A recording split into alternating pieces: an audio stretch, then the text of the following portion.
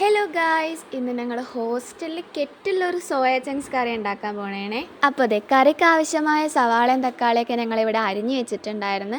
Soya chunks ആണെങ്കിലും ഞങ്ങൾ നേരത്തെ കെറ്റിൽ വേവിക്കായിട്ട് വെച്ചു.